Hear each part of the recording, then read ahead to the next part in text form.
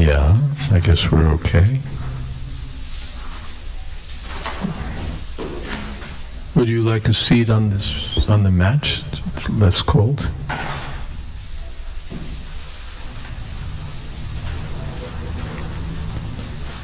Okay, and ladies all have a place. Good. And we're set. And I guess this.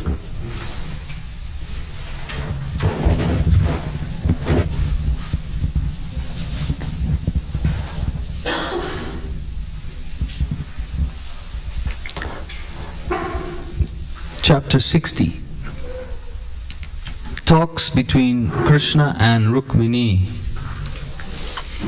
Once upon a time, Lord Krishna, the Supreme Personality of Godhead, the bestower of all knowledge upon all living entities, from Brahma to the insignificant ant, was sitting in the bedroom of Rukmini, who was engaged in the service of the Lord along with her assistant maidservants. Krishna was sitting on the bedstead of Rukmini, and the maidservants were fanning him with chamaras, yak-til fly whisks. Lord Krishna's dealings with Rukmini as a perfect husband are a perfect manifestation of the supreme perfection of the personality of Godhead.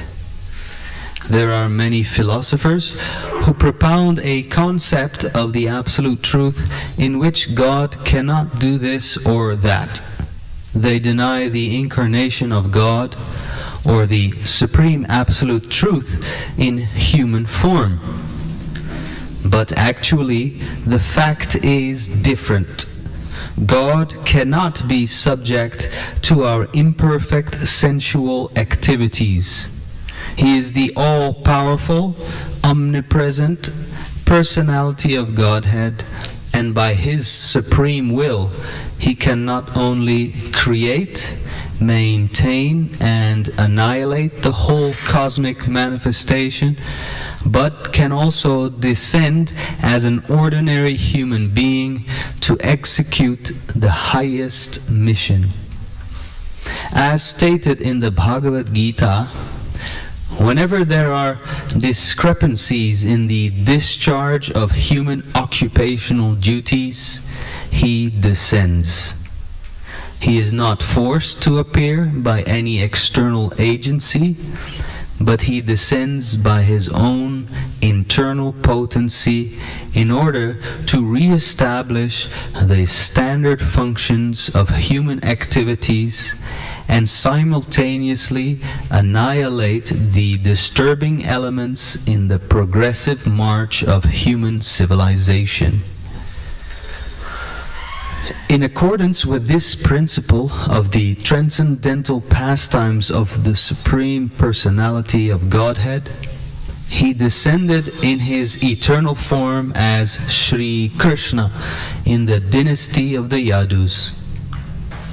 The palace of Rukmini was wonderfully furnished.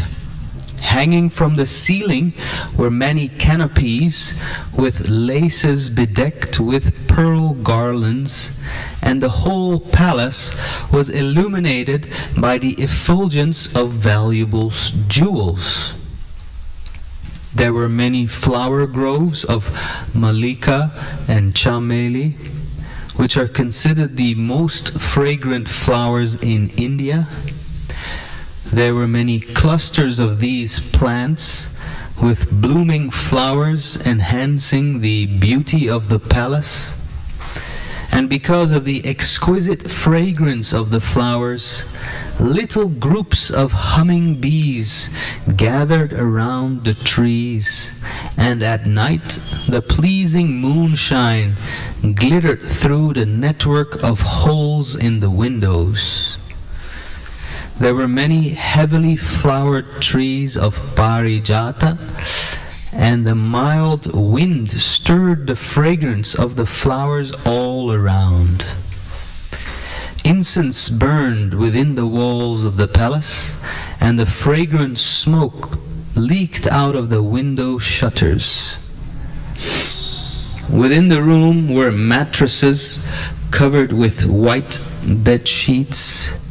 The bedding was as soft and white as milk foam.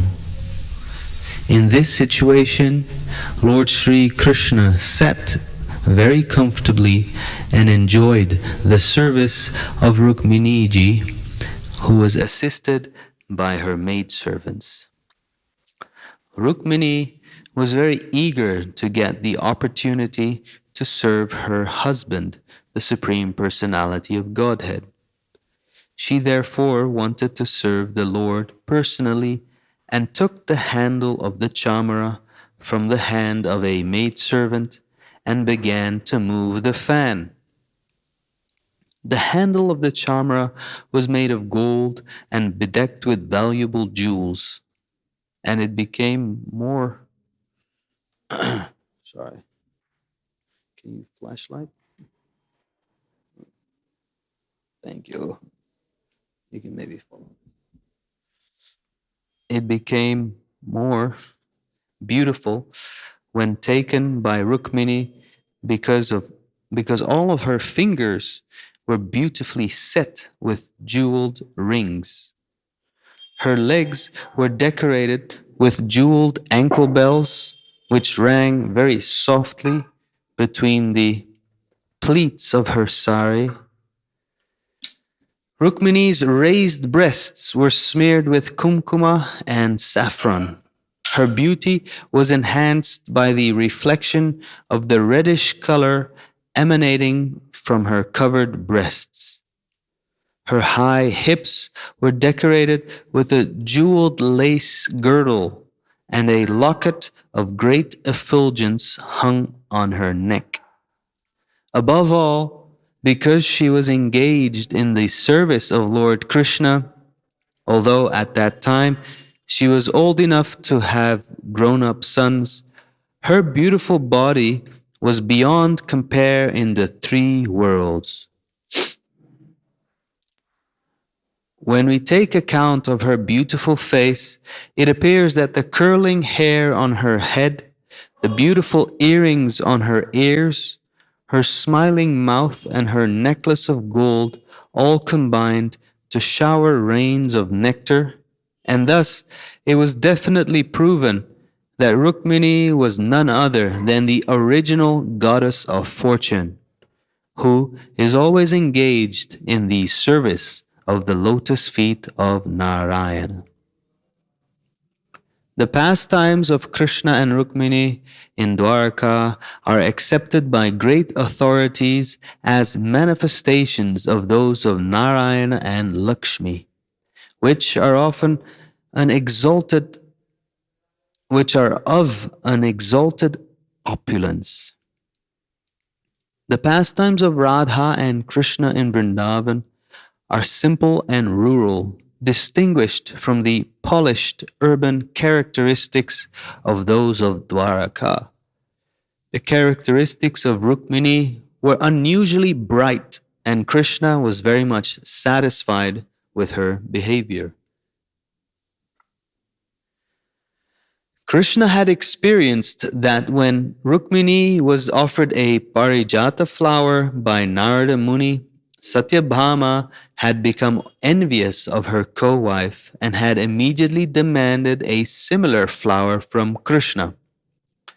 In fact, she could not be pacified until she was promised the whole tree. And Krishna actually fulfilled his promise. He brought the tree down to the earth planet from the heavenly kingdom. After this episode, Krishna expected that because Satyabhama had been rewarded with a full tree of parijata, Rukmini would also demand something. Rukmini did not mention anything of the incident. However, for she was grave and simple and simply satisfied in her service. Krishna wanted to see her a bit irritated, and therefore he schemed to see the beautiful face of Rukmini in an irritated condition. Although Krishna had more than 16,100 wives, he used to behave with each of them with familial affection. He would create a particular situation between himself and his wife in which the wife would criticize him in the irritation of love, and Krishna would enjoy this. In this case, because Krishna could not find any fault with Rukmini, for she was very grave and always engaged in his service, he smilingly, in great love, began to speak to her just to provoke her loving anger. Rukmini was the daughter of Bhishmaka, a powerful king. Thus, Krishna did not address her as Rukmini, he addressed her this time as the princess. My dear princess, it is very surprising. Many great personalities in the royal order wanted to marry you.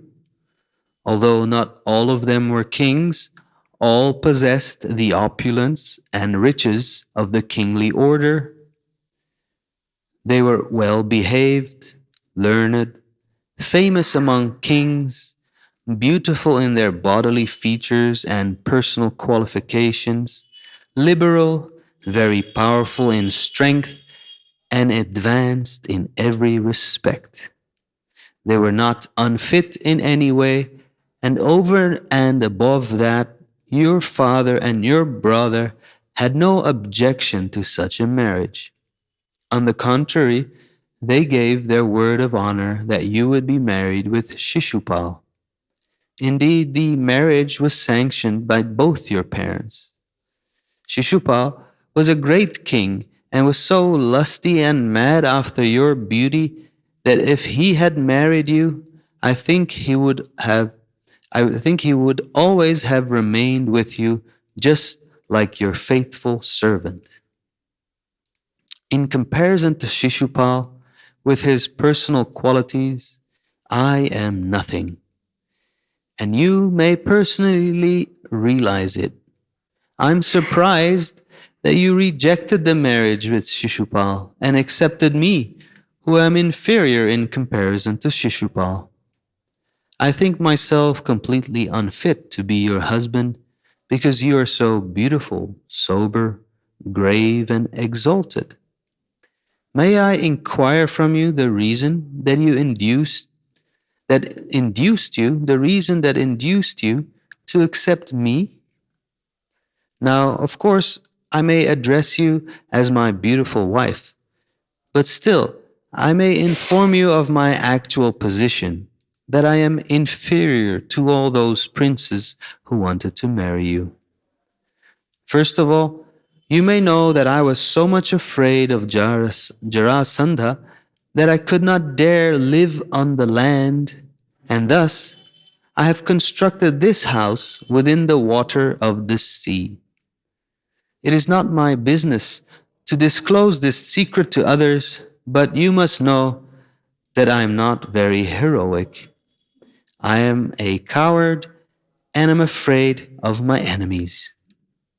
Still, I'm not safe, because all the great kings of the land are inimical to me. I have personally created this inimical feeling by fighting with them in many ways. Another fault is that although I'm on the throne of Dwarka, I have no immediate claim.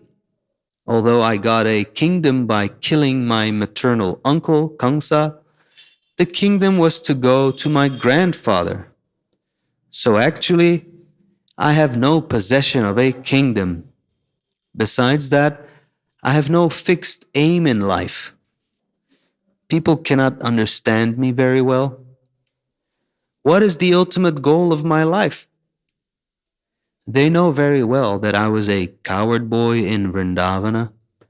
People expected that I would follow in the footsteps of my foster father, Nanda Maharaj, and be faithful to Srimati Radharani and all her friends in the village of Vrindavana. But all of a sudden, I left them. I wanted to become a famous prince. Still, I could not have any kingdom, nor could I rule as a prince.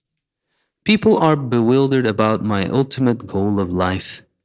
They do not know whether I am a coward boy or a prince, whether I am the son of Nanda Maharaj or the son of Vasudeva. Because I have no fixed aim in life, people may call me a vagabond. Therefore, I'm surprised that you could select such a vagabond husband. Besides this, I'm not very much polished, even in social etiquette. A person should be satisfied with one wife. But you see that I have married many times, and I have more than 16,000 wives. I cannot please all of them as a polished husband. My behavior with them is not very nice, and I know that you are very conscious of it. I sometimes create a situation with my wives which is not very happy. Because I was trained in a village in my childhood, I'm not well acquainted with the etiquette of urban life. I do not know the way to please a wife with nice words and behavior. And from practical experience, it is found that any woman who follows my way or becomes attracted to me is ultimately left to cry for the rest of her life. In Vrindavan, many gopis were attracted to me, and now I have left them, and they are living but are simply crying for me in separation. I have heard from Akrura and Uddhava that since I left Vrindavana, all my coward boyfriends, the gopis and Radharani, and my foster father Nanda Maharaj, are simply crying constantly for me. I have left Vrindavan for good, and I am now engaged with the queens in Dwarka, but I am not well behaved with any of you. So you can very easily understand that I have no steadiness of character. I'm not a very reliable husband. The net result of being attracted to me is to acquire a life of bereavement only. My dear beautiful princess, you may also know that I am always penniless. Just after my birth, I was carried penniless to the house of Nanda Maharaj, and I was raised just like a coward boy. Although my foster father possessed many hundreds of thousands of cows, I was not the proprietor of even one of them. I was simply entrusted with taking care of them and tending them, but I was not the proprietor. Here also I am not the proprietor of anything, but am always penniless. This is no cause to lament for such There is no cause to lament for such a penniless condition. I possessed nothing in the past, so why should I lament that I do not possess anything at present? You may note also that my devotees are not very opulent. They also are very poor in worldly goods. Persons who are very rich, possessing worldly wealth, are not interested in devotion to me or Krishna consciousness. On the contrary, when a person becomes penniless, whether by force or by circumstance, he may become interested in me if he gets the proper opportunity. Persons who are proud of their riches, even if they are offered association with my devotees, do not take advantage of consciousness of me. In other words, the poorer class of men may have some interest in me, but the rich men have no interest. I think, therefore, that your selection of me was not very intelligent. You appear very intelligent, trained by your father and brother, but ultimately you have made a great mistake in selecting your life's companion. But there's no harm. The mistake can still be rectified, and it is better late than never. You are at liberty to select a suitable husband who is actually unequal to you in opulence, family tradition, wealth, beauty, education, in all respects. Whatever mistakes you may have made may be forgotten. Now you may chalk out your own lucrative path of life. Usually, a person does not establish a marital relationship with a person who is either higher or lower than his position. My dear daughter of the king of Vidarbha, I think you did not consider very sagaciously before your marriage. Thus, you made a wrong selection by choosing me as your husband. You mistakenly heard about my having very exalted character, although factually I was nothing more than a beggar. Without seeing me and my actual position, simply by hearing about me, you selected me as your husband. That was not very rightly done. Therefore, since it is better late than never, I advise you to now select one of the great Kshatriya princes and accept him as your life's companion, and you may reject me. Krishna was proposing that Rukmini divorce him at a time when Rukmini already had many grown-up children. Therefore, Krishna's whole proposition appeared to be something unexpected, because according to the Vedic culture, there was no such thing as separation of husband and wife by divorce. Nor was it possible for Rukmini to choose a new husband at her advanced age, when she had many married sons. To Rukmini, every one of Krishna's proposals appeared crazy, and she was surprised that Krishna could say such things. Simple as she was, her anxiety was increasing more and more at the thought of separation from Krishna. Krishna continued, "After all, you have to prepare yourself for your next life. I therefore advise that you select someone who can help you in both this life and the next, for I am completely unable to help. My dear beautiful princess, you know that all the members of the princely order, including Shishupal, Shalva, Jarasandha, Dantavakra, and even your elder brother Rukmi, are my enemies.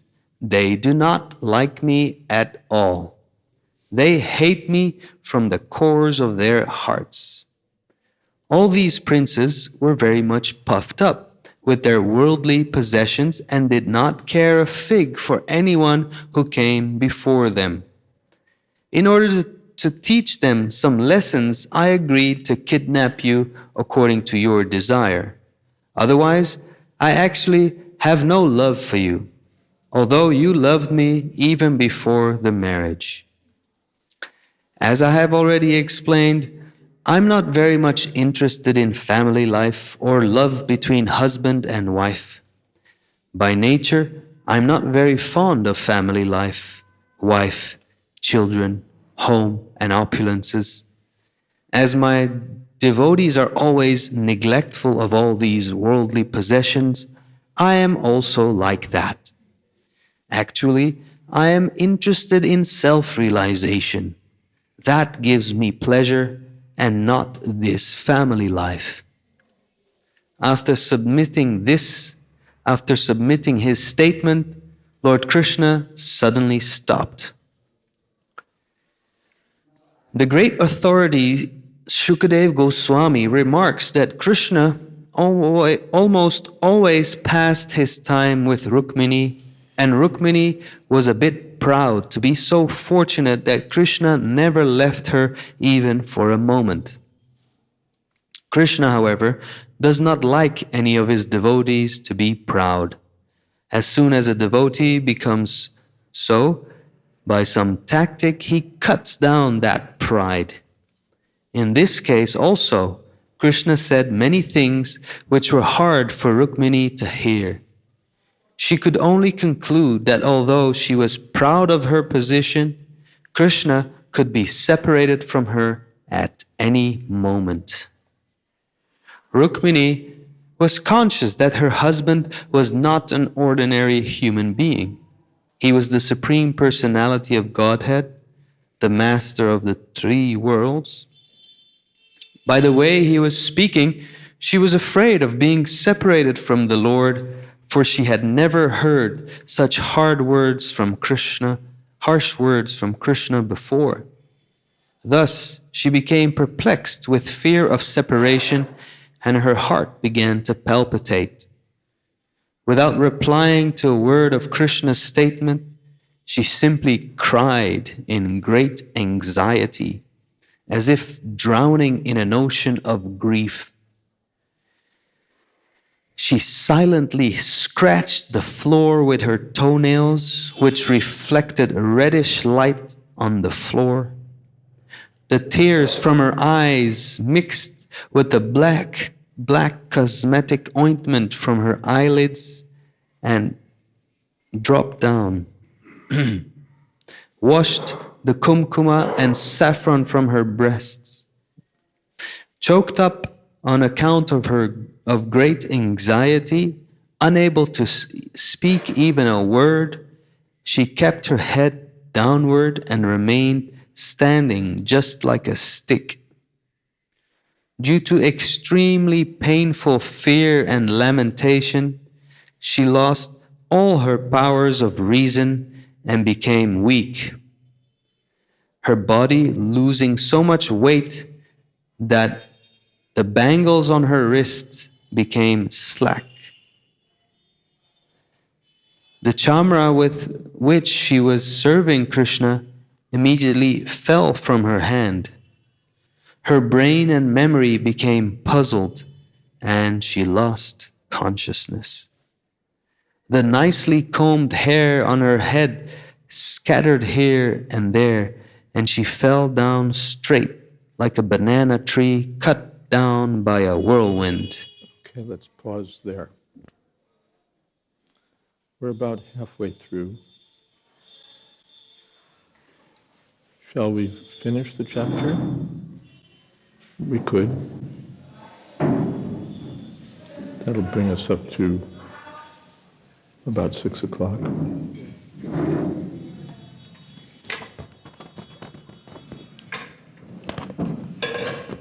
And this is a chapter that doesn't make sense to read half of, because we want to see how Krishna responds. There's a spot here for you right there. Or you have a chair, or whatever works for you. Okay. Okay, so we'll take a couple breaths. We're halfway through the chapter. Let you rest a moment. And whenever you're ready, you can resume. Lord Krishna immediately realized that Rukmini had not taken his words in a joking spirit. She had taken them very seriously, and in her extreme anxiety over immediate separation from him, she had fallen into this condition. Lord Shri Krishna is naturally very affectionate toward his devotees, and when he saw Rukmini's condition, his heart immediately softened. At once, he became merciful to her. The relationship between Rukmini and Krishna was like that between Lakshmi and Narayana. Therefore, Krishna appeared before Rukmini in his four-handed manifestation of Narayana. He got down from the bedstead, lifted her up by her hands and placed his cooling hands on her face, smoothed the scattered hair on her head. Lord Krishna dried the wet breasts of Rukmini ji with his hand. Understanding the seriousness of Rukmini's love for him, he embraced her to his chest. The Supreme Personality is expert in putting a thing reasonably for one's understanding, and thus he tried to retract all that he had said before. He is the only resort for all devotees, and so he knows very well how to satisfy his pure devotees. Krishna understood that Rukmini could not follow the statements he had made in a joking way. To counteract her confusion, he spoke as follows.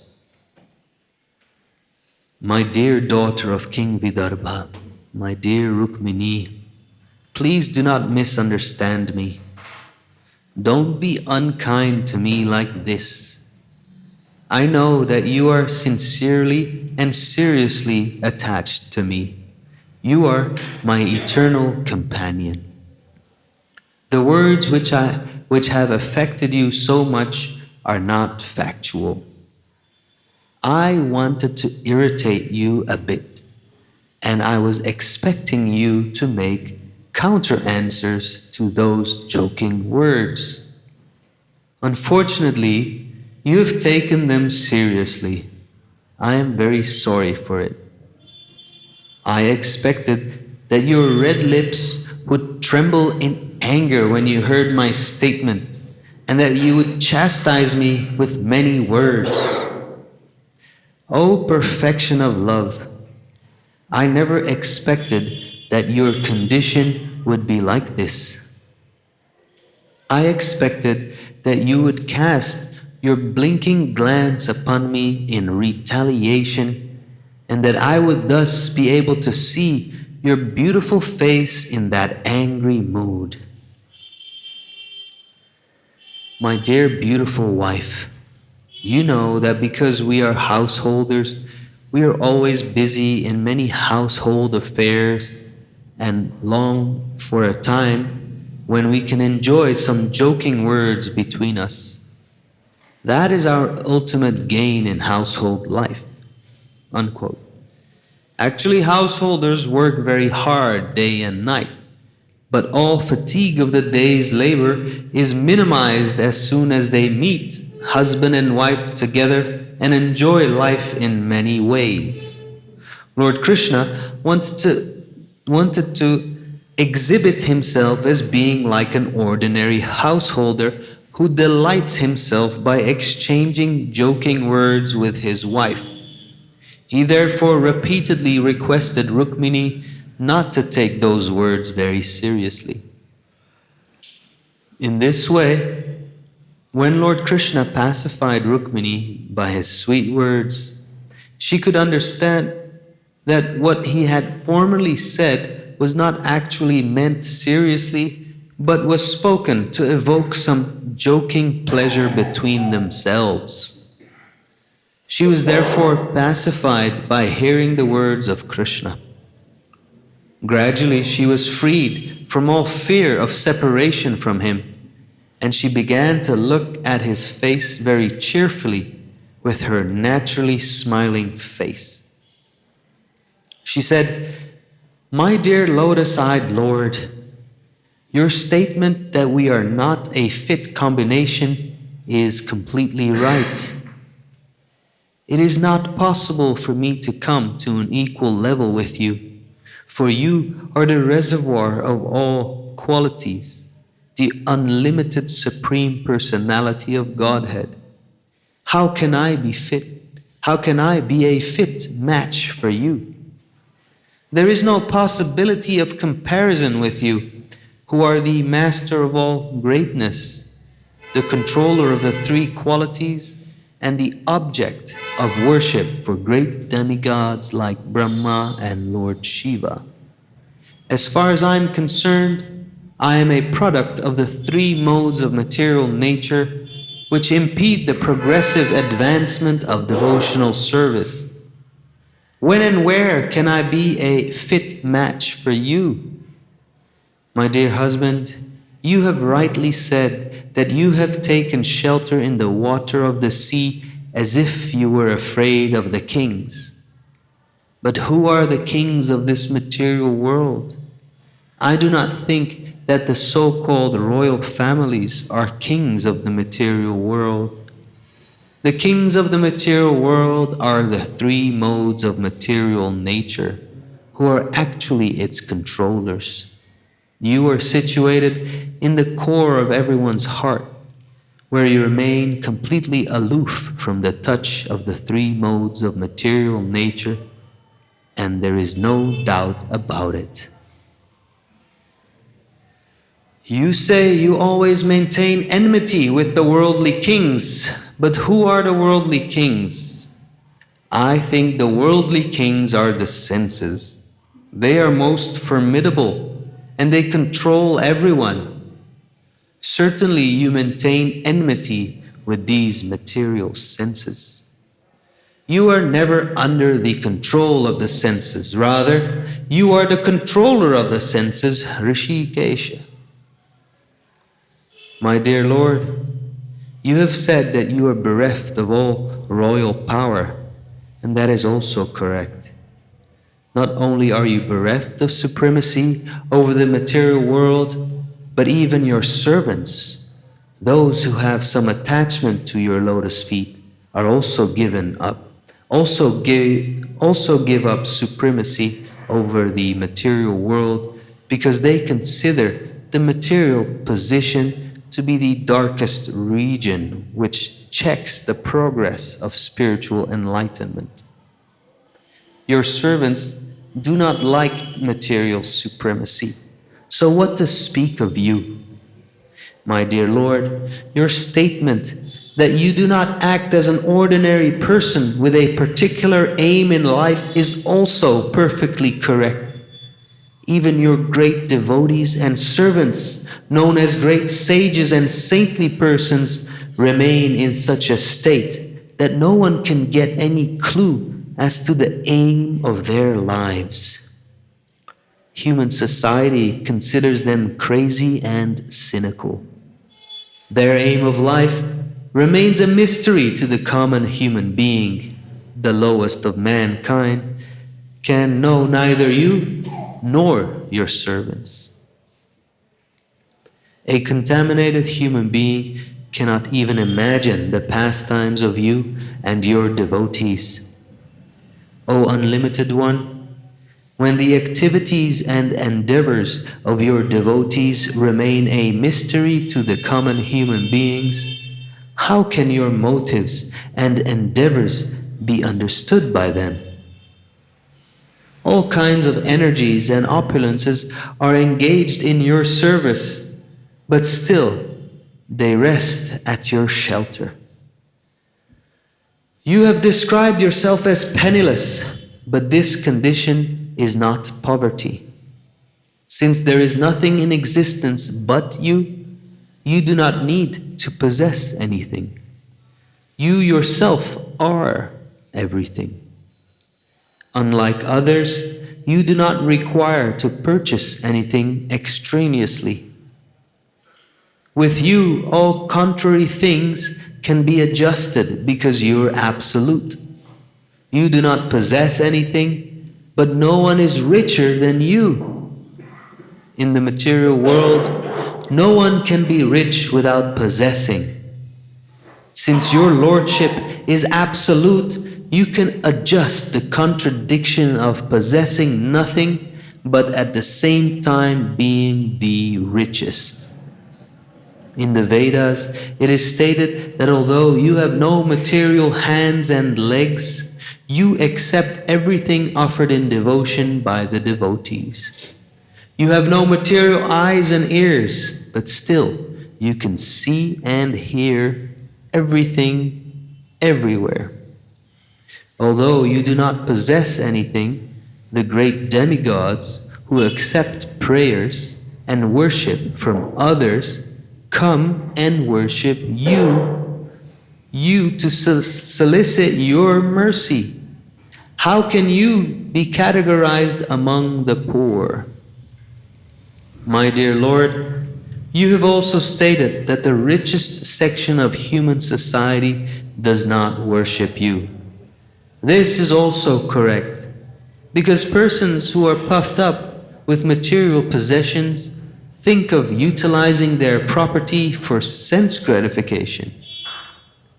When a poverty-stricken man becomes rich, he makes a program for sense gratification due to his ignorance of how to utilize his hard-earned money. Under the spell of external energy, he thinks that his money is properly employed in sense gratification, and thus he neglects to render you transcendental service. My dear Lord, you have stated that persons who possess nothing are very dear to you, renouncing everything. Your devotee wants to possess you only. I see, therefore, that a great sage like Narada Muni, who does not possess any material property, is still very dear to you. And such persons do not care for anything but your lordship.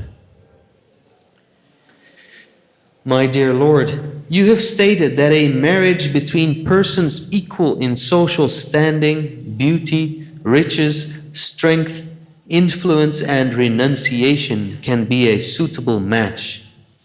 But this status of life can be possible only by your grace. You are the supreme perfectional source of all opulences. Whatever opulent status one may have is all derived from you. As described in the Vedanta Sutra, Janmadyasya yataha, you are the supreme source from which everything emanates, the reservoir of all pleasures. Therefore, persons endowed with knowledge desire only to achieve you and nothing else. To achieve your favor, they give up everything, even the transcendental realization of Brahman. You are the supreme ultimate goal of life. You are the reservoir of all interests of the living entities. Those who are actually well motivated desire only you, and for this reason, they give up everything to attain success. They therefore deserve to associate with you. In the society of the servitors and served in Krishna consciousness, one is not subjected to the pains and pleasures of material society, which functions according to sex attraction. Therefore, everyone, whether man or woman, should seek to be an associate in your society of servitors and served. You are the Supreme Personality of Godhead. No one can excel you, nor can anyone come up to an equal level with you. The perfect social system is that in which you remain in the center, being served as the Supreme, and all others engage as your servitors. In such a perfectly constructed society, everyone can remain eternally happy and blissful. My Lord, you have stated that only the beggars praise your glories, and that is also perfectly correct. But who are those beggars? Those beggars are all exalted devotees, liberated personalities, and those in this renounced order of life. They are all great souls and devotees who have no other business than to glorify you. Such great souls forgive even the worst offenders. These so-called beggars execute their spiritual advancement in life, tolerating all tribulations in the material world. My dear husband, do not think that I accepted you as my husband out of my inexperience. Actually, I followed all these great souls. I followed the path of these great beggars and decided to surrender my life unto your lotus feet. You have said that you are penniless, and that is correct. For you distribute yourself completely to these great souls and devotees. Knowing this fact perfectly well, I rejected even such great personalities as Lord Brahma and King Indra. My Lord, the great time factor acts under your direction only. The time factor is so great and powerful that within moments it can affect devastation anywhere within the creation. Considering all these factors, I thought Jarasandha, Shishupal, and similar princes who wanted to marry me to be no more important than ordinary insects. My dear all-powerful son of Vasudeva, your statement that you have taken shelter within the water of the ocean out of fear of all the great princes is quite unsuitable, for my experience with you contradicts this. I have actually seen that you kidnapped me forcibly in the presence of all these princes. At the time of my marriage ceremony, simply by giving a jerk to the string of your bow, you very easily drove the others away and kindly gave me shelter at your lotus feet. I still remember vividly how you kidnapped me in the same way that a lion forcibly takes its share of hunted booty, driving away all small animals within the twinkling of an eye. My dear Lord, my dear lotus-eyed Lord, I cannot understand your statement that women and other persons who have taken shelter under your lotus feet pass their days only in bereavement. From the history of the world, we can see that princes like Anga, Prithu, Bharat, Yayati, and Gaya were all great emperors of the world, and there were no competitors to their exalted positions. But in order to achieve the favor of your lotus feet, they renounced their exalted positions and entered the forest to practice penances and austerities. When they voluntarily accepted such a position, accepting your lotus feet as all in all, does it mean that they were in lamentation and bereavement? My dear Lord, you have advised me that I can still select another from the princely order and divorce myself from your companionship. But my dear Lord, it is perfectly well known to me that you are the reservoir of all good qualities. Great persons like Narada Muni are always engaged simply in glorifying your transcendental characteristics. Someone who simply takes shelter of such a saintly person immediately becomes freed from all material contamination. And when he comes in direct contact with your service, the goddess of fortune agrees to bestow all her blessings. Under the circumstances, what woman who has once heard of your glories from authoritative sources and has somehow or other relished the nectarian fragrance of your lotus feet would be foolish enough to agree to marry someone of this material world who is always afraid of death, disease, old age, and rebirth? I have therefore accepted your lotus feet not without consideration, but after mature and deliberate decision. My dear Lord, you are the master of the three worlds. You can fulfill all the desires of your devotees in this world and the next, because you are the supreme soul of everyone. I have therefore selected you as my husband, considering you to be the only fit personality. You may throw me in any species of life according to the reactions of my fruitive activities, and I haven't the least concern for this. My only ambition is that I may always remain fast to your lotus feet, for you can deliver your devotees from illusory material existence and are always prepared to distribute yourself to your devotees. My dear Lord, you have advised me to select one of the princes such as Shishupal, Jarasandha, and Dantavakra. But what is their position in this world? They are always engaged in hard labor to maintain their household life, just like bulls working hard day and night with an oil pressing machine. They are compared to asses, beasts of burden. They are always dishonored like dogs, and they are miserly like cats. They have sold themselves like slaves to their wives.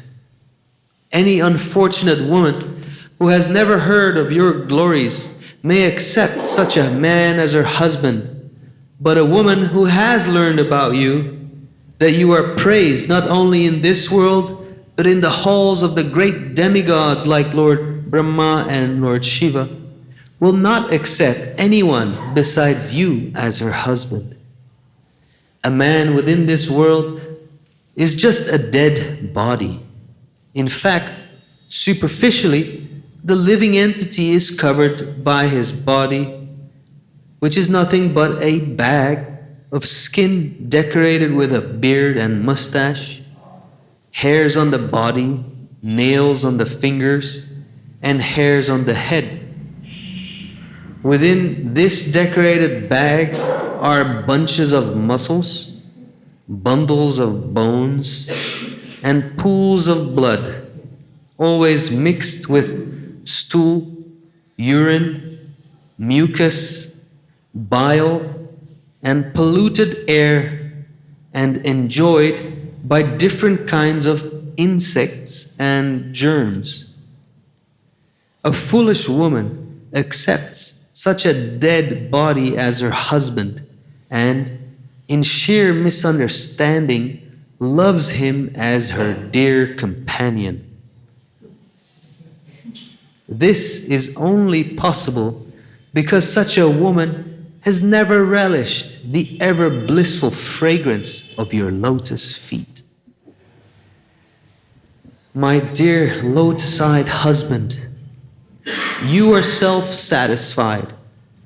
You do not care whether or not I am beautiful or qualified. You are not at all concerned about it. Therefore, your non-attachment for me is not at all astonishing. It is quite natural.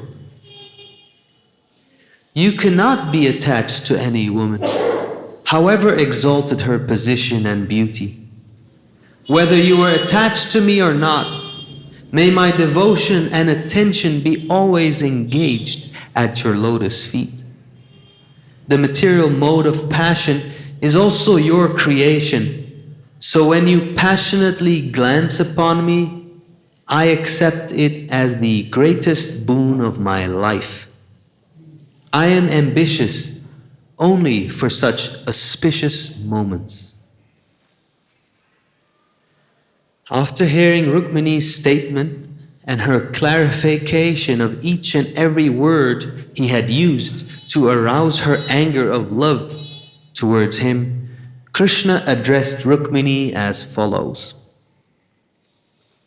My dear chaste wife, my dear princess, I expected such an explanation from you, and only for this purpose did I speak all those joking words, so that you might be cheated of the real point of view. Now my purpose has been served. The wonderful explanation you have given of my every word is completely factual and approved by me. O most beautiful Rukmini, you are my dearmost wife. I am greatly pleased to understand how much love you have for me. Please take it for granted that no matter what ambition and desire you might have, and no matter what you might expect from me, I am always at your service. And it is a fact also that my devotees, my dearmost friends and servitors, are always free from material contamination, even though they're not inclined to ask me for liberation. My devotees never desire anything from me except to be engaged in my service. And yet, because they're completely dependent upon me, even if they are found to ask something from me, that is not material. Such ambitions and desires, instead of becoming the cause of material bondage, become the source of liberation from this material world. My dear chaste and pious wife, I have tested on the basis of strict chastity your love for your husband, and you have passed the examination most successfully. I have purposely agitated you by speaking many words not applicable to your character, but I am surprised to see that not a pinch of your devotion to me has been deviated from its fixed position. My dear wife, I am the bestower of all benedictions, even up to the standard of liberation from this material world, and it is I only who can stop the continuation of material existence and call one back home, back to Godhead. One whose devotion for me is adulterated worships me for some material benefit, just to keep himself in the world of material happiness, culminating in the pleasure of sex life. One who engages himself in severe penances and austerities just to attain this material happiness is certainly under the illusion of my external energy.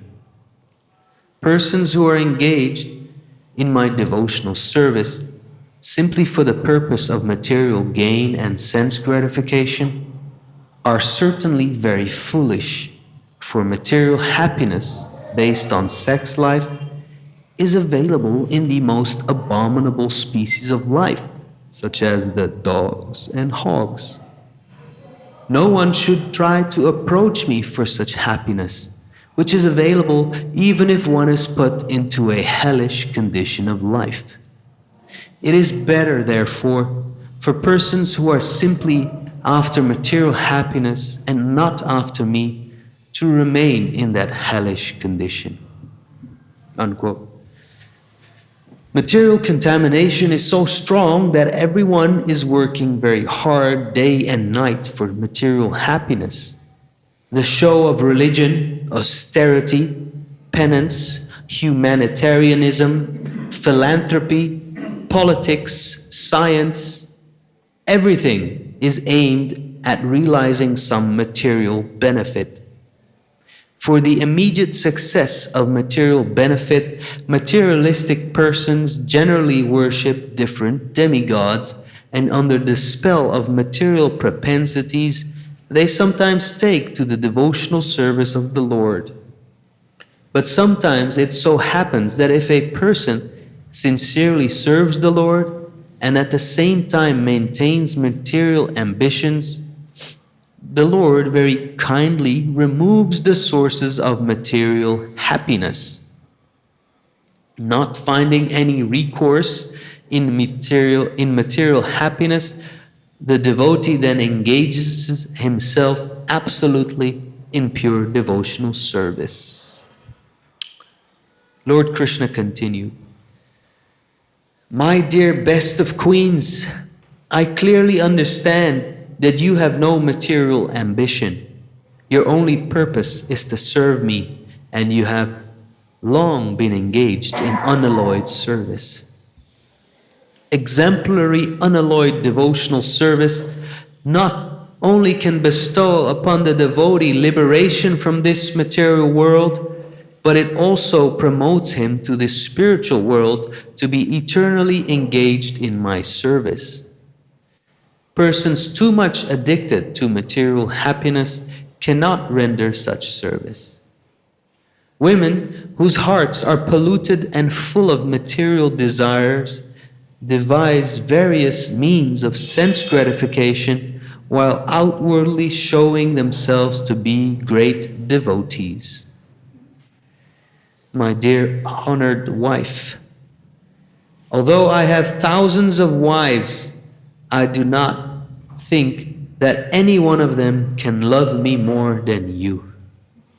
The practical proof of your extraordinary position is that although you had never seen me before our marriage and you had simply heard about me from a third person, still your faith in me was so much fixed that even in the presence of many qualified, rich, and beautiful men of the royal order, you did not select any one of them as your husband, but insisted on having me. You neglected all the princes present, and very politely you sent me a confidential letter inviting me to kidnap you.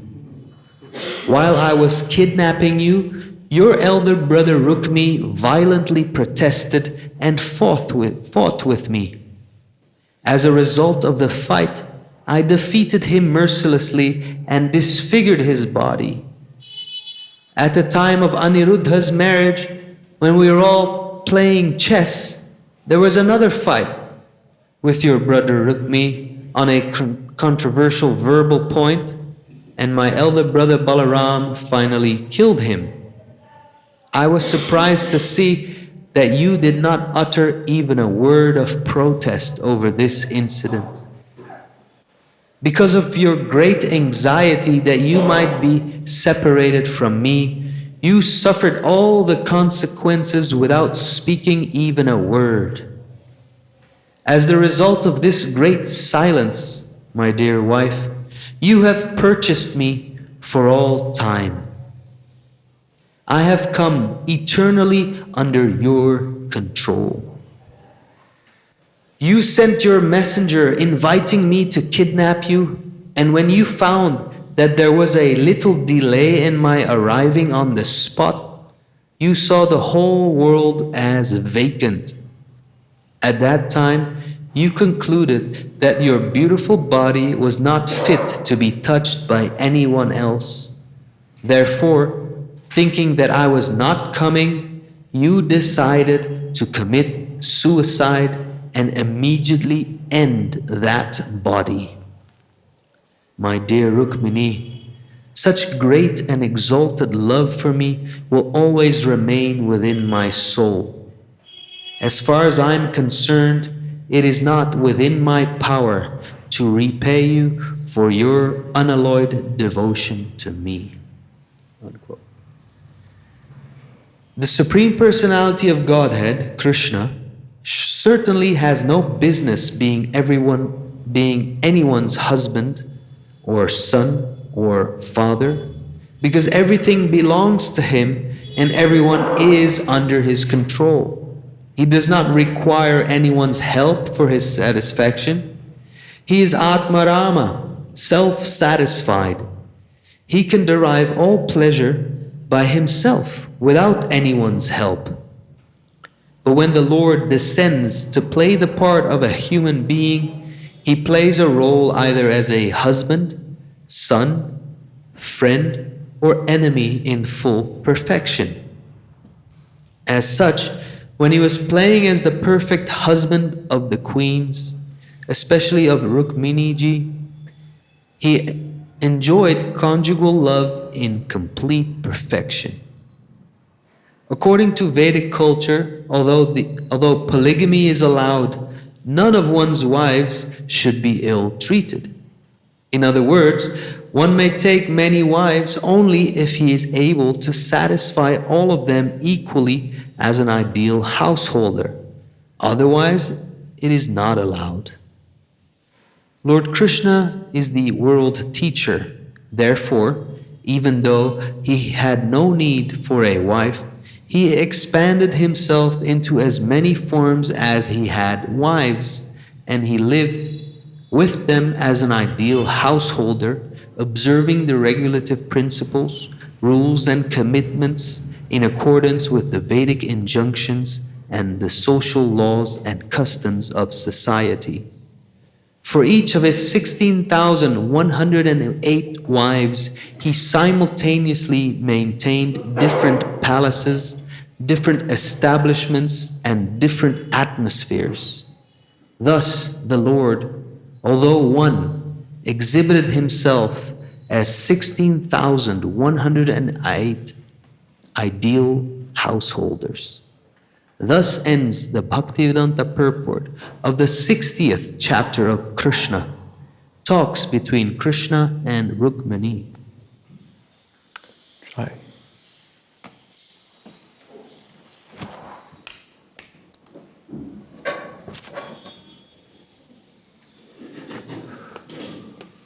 Namo Vishnupadaya Krishna Presthaya Bhutale Srimate Bhakti Vedanta Swami Namine Namaste Saraswati Deve Gauravani Pracharya Nirvishesha Shunyavadi Paschatya Desha Tarane Shri Krishna Chaitanya Prabhu Nityananda Shri Advaita Gadadhar Srivasadi Gaur Bhakta Hare Krishna, Krishna Krishna, Hare Hare.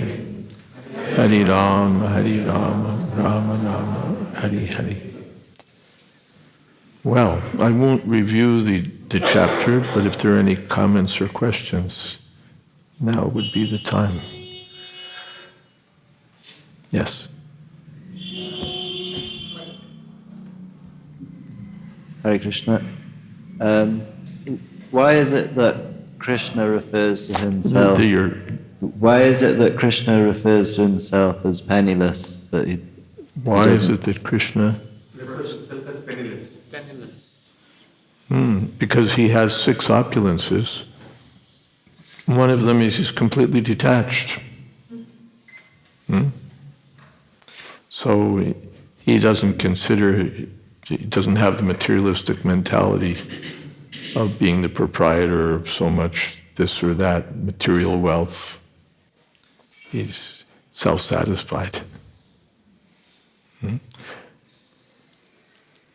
Or from another point of view, Krishna has no material qualities. To have material wealth, to have material beauty, material fame, are all material characteristics. Krishna has no material characteristics. So his form, qualities, wealth, and so on are all transcendental. He doesn't collect material pennies. Is that okay? Something else? Yes?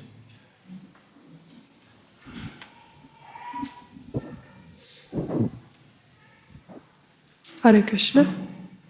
I was listening to a class by Indradyumna Maharaj, and he said that during initiation, the Guru gives the disciple 3 things.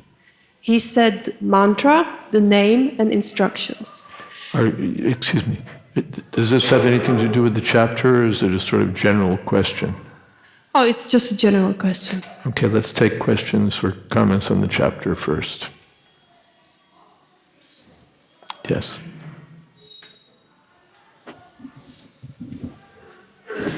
And since we don't have a lot of time today, you can save that question for tomorrow. Hare Krishna Maharaj. Maharaj, initially we find that Krishna's intention in displeasing through his words Rukmini was that he wanted retaliation from Rukmini of not giving her Parijat tree. He had given to Satyabhama, not to Rukmini. That was the initial intention of Krishna. He wanted some harsh words from Rukmini that would satisfy him. But in the later part of the chapter, we find Krishna commenting that he was happy because he was testing the chastity of Rukmini. So I find it contradictory. On the one side, he said these things because he wanted to see how she'd retaliate, and in the end he praises her for not saying anything. Yeah. So this is, first of all, these are Krishna's playing like an ordinary human being. Ordinary husbands and wives enjoy teasing one another, getting the expression in at least American English, getting a rise out of the opposite person. What's the word? Anyway, saying something provocative in order that there can be a fight, a loving fight. Because if everything's always words of love and words of mutual praise and so on, that becomes a little boring. We'd like to have some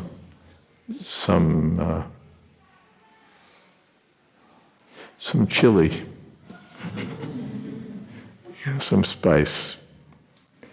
So Satyabhama is called Vama. In Brihad Bhagavatamrita we find this word. It means a very sort of stormy and contrary. So she'll pick up a fight right away. And you gave her, Rukmini, a parijata. What about me? So, but Rukmini Devi's mood is just the opposite. So when Krishna, although Satyabhama on a small provocation immediately had something to say, after Krishna went through this whole story and proposed that actually she'd be better off divorcing him, she didn't say anything, just fainted. So at the end, Krishna accepted, although his intention had been to enjoy some play fighting. He was very pleased by her mood also, of just accepting everything without reply. So both moods were accepted by Krishna. Is that okay? Yes. Okay. One more question related to this, Maharaj. Actually, two, but just maybe three. One is that what is this called? Like, taking a sentence and turning it around. Mm-hmm. What is this kind of?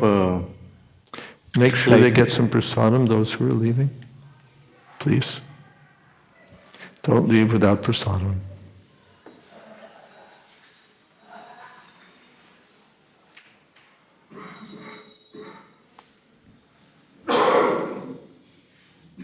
Thank you. Hare Krishna. Like Maharaj, like Rukmini Devi, she was taking each of the sentences, each of the points which Krishna had earlier told her, and she was turning them in. What is this kind of thing called? Like, is there any particular word? It's called expertise.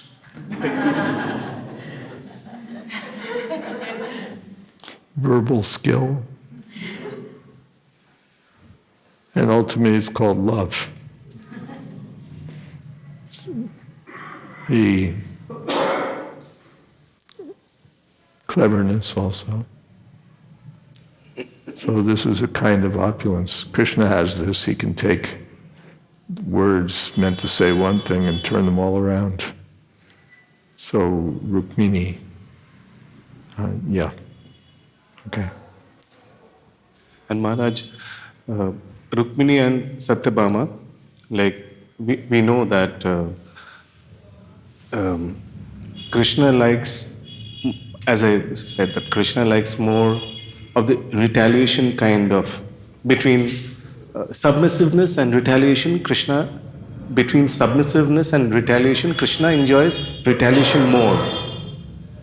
However, we find here in this chapter, Krishna addressing Rukmini as best of the wives, not Satyabhama. Yeah.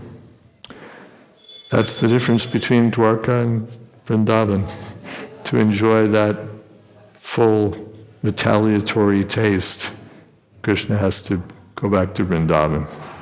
Of course, Satyabhama is there, so he can get it in Dwarka also. But these Dwarka's of a different mood, Vrindavan's of a different mood.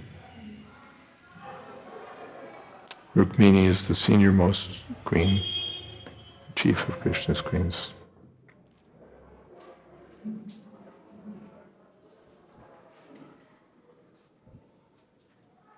Yes.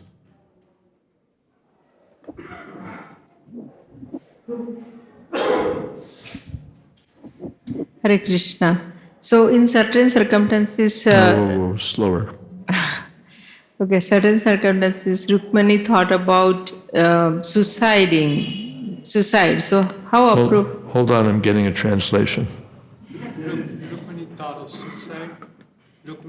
of suicide. Yeah. How appropriate it is. Can we, is it okay to think about doing that if things are not... Not for you. No. Not for me.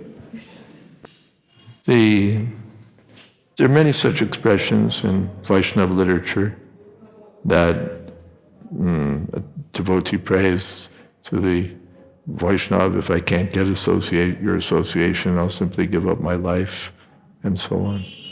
So that's a feeling.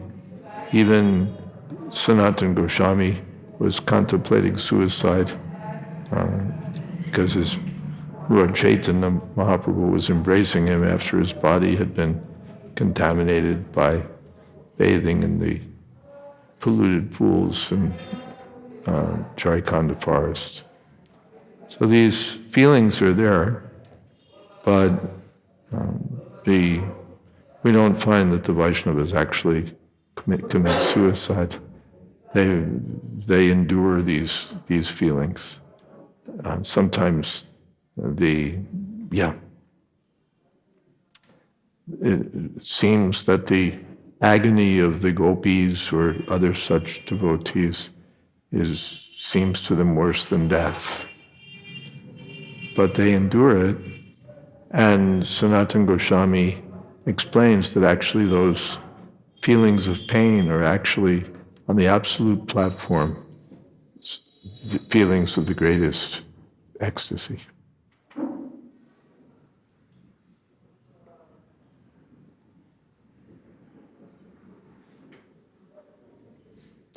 Yeah. Okay, one here. A lot of questions today and not a lot of time. Go ahead.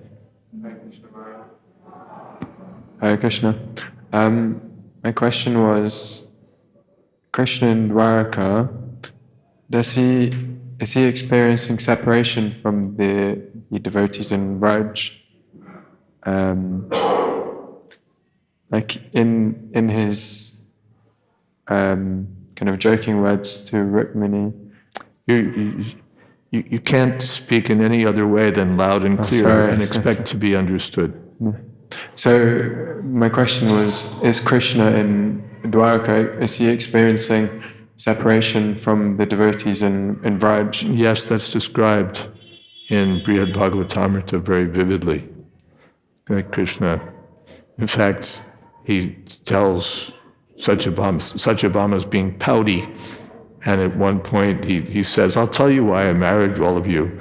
I married Rukmini, and then by marrying her, I was reminded of the gopis of Vrindavan, and so I married 16,000 of you because you reminded me of them. But you'll find very vividly in Brihad Bhagavatamrita how Krishna feels separation from the Braj devotees as much as they feel separation from him. Okay? Rukmini had a question.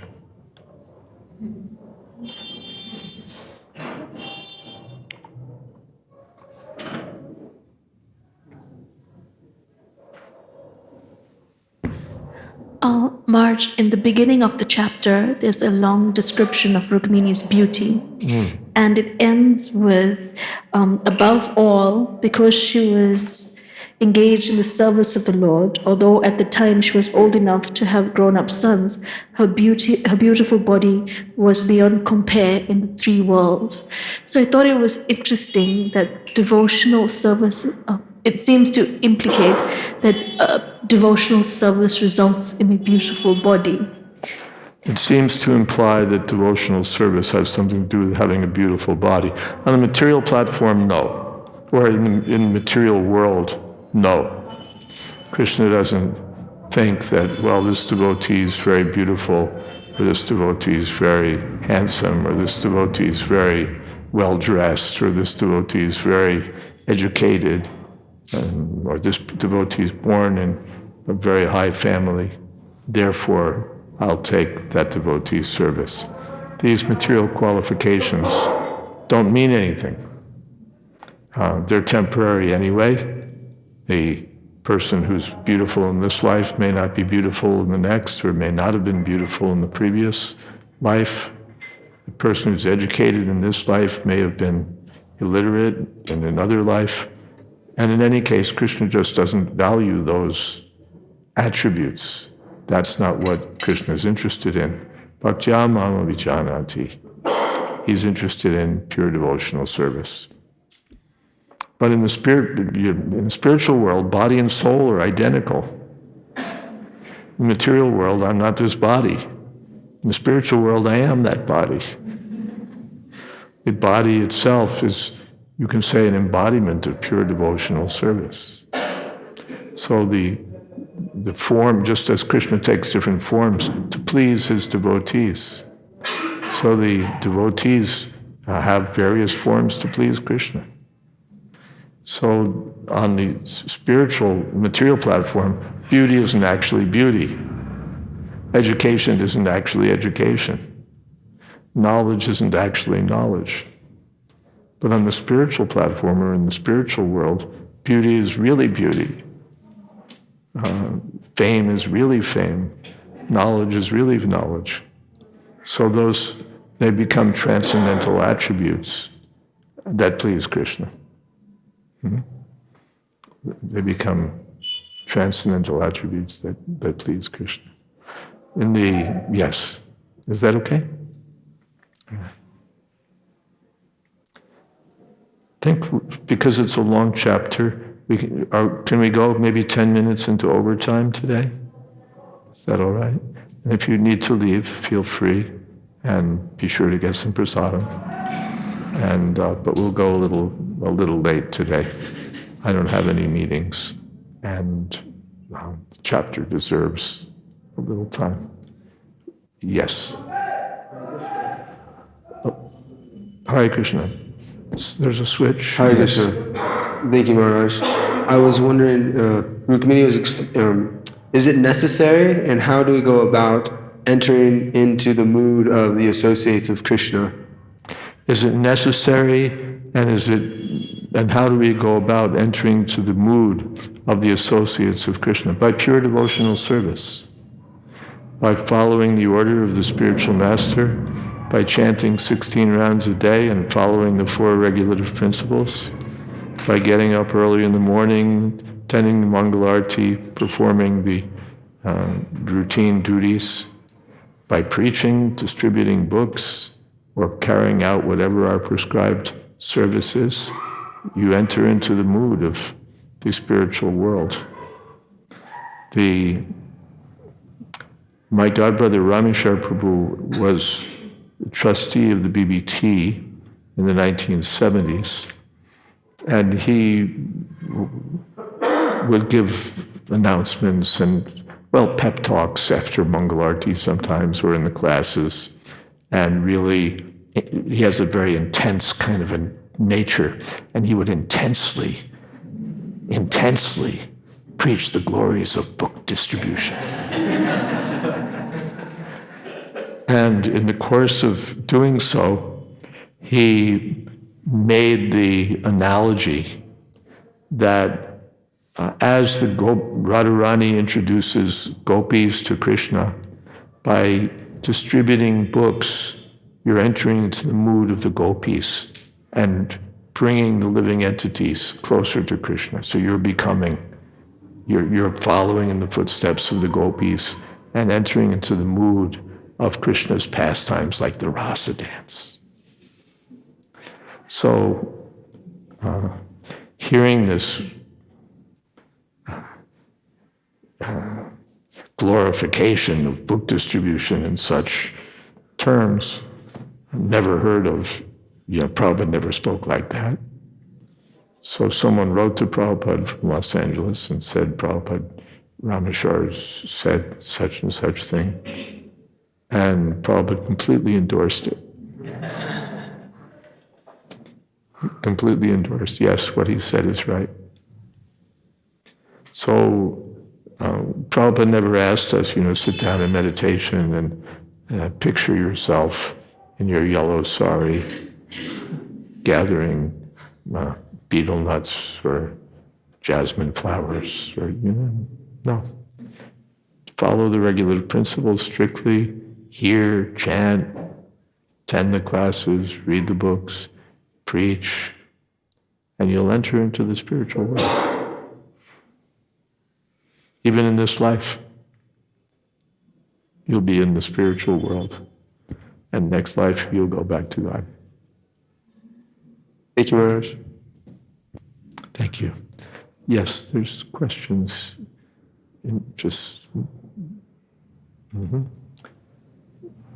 Yeah. Back to front. Hare Krishna Maharaj. In this chapter, during the discourse, Rukmini ji is describing the real nature of a man. I mean, how it made of. It's made of blood, urine, all those nonsensical things you can think of. Yeah. And even if we knowing all these the details, the imminent things that we observe about human life, and Rukmini Maharani is saying only a fool, will go to a marriage, all sort of things, knowing all these things. So I was just thinking during this class, if it is such a emotional condition of thing of human life, and we knowing this thing completely that we are not for all this such thing, that our goal is higher. Knowing this what? Knowing completely that this is not we are meant for, this is not our actual goal. Our actual goal is very sublime, very high. So in the name of devotee, in the name of devotional progress, in the name of in devotional life, we get married, and we give this term, we use this term that we want to propagate Krishna consciousness, we want to just supplement and to move ahead together. So, and we want to bring out Krishna conscious children and all that. Yeah. So, is this the ultimate purpose? Is this the excuse, or is this the conditioning we are bound for? Is this an excuse, or is this an conditioning? I don't think I understood. The question became long, and I don't think I can match up the parts of it with one another anymore.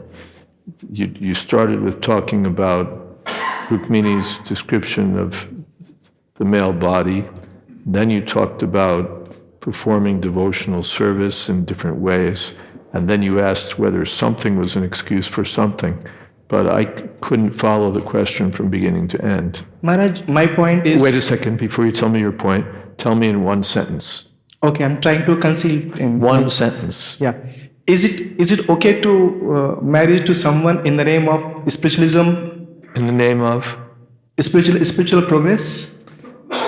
Yes, you can marry. That's the only reason you should marry someone.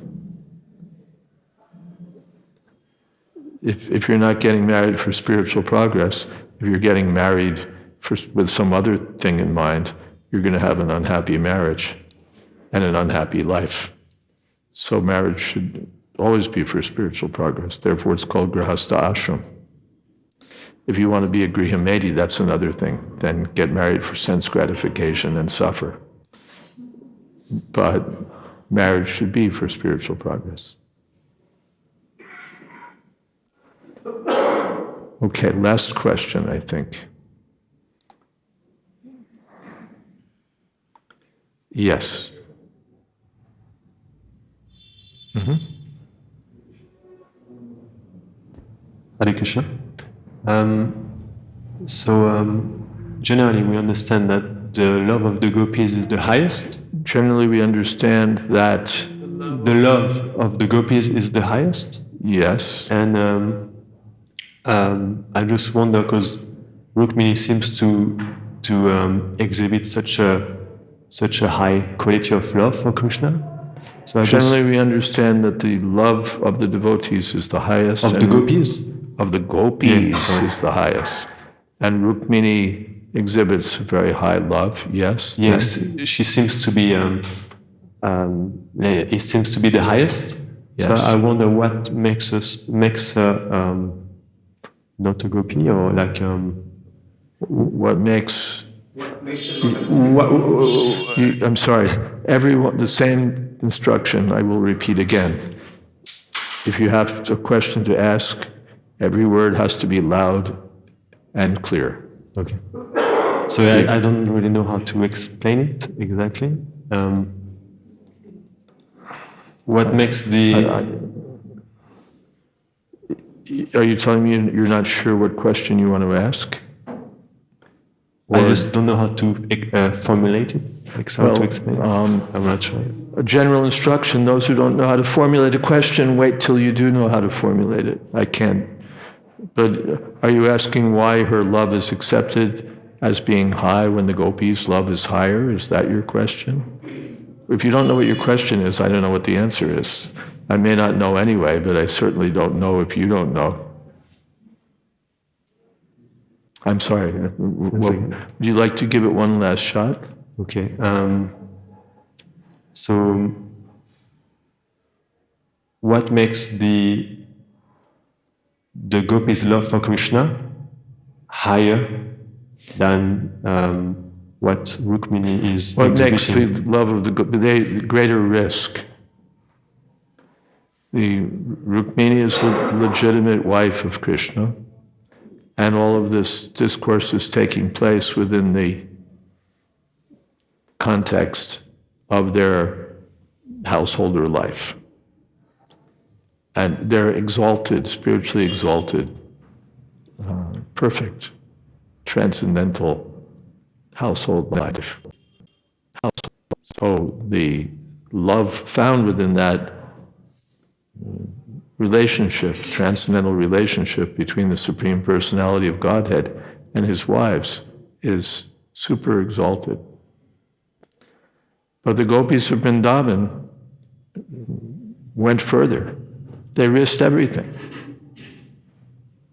They risked their reputation. They gave up their homes. They gave up their families. Rukmini is situated in her family with Krishna.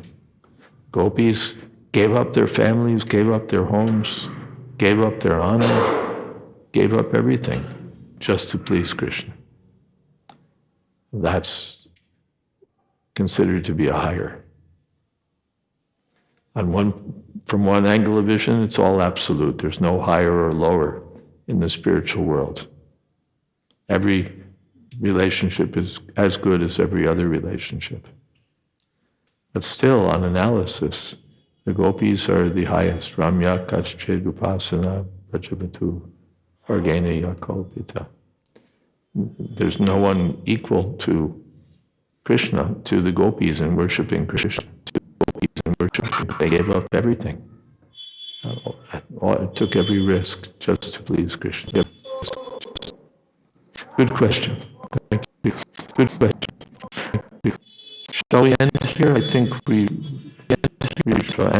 characteristically exceeded our time limit.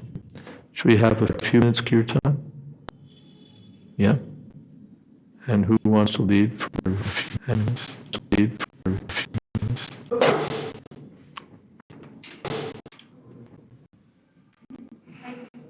Okay, you're on.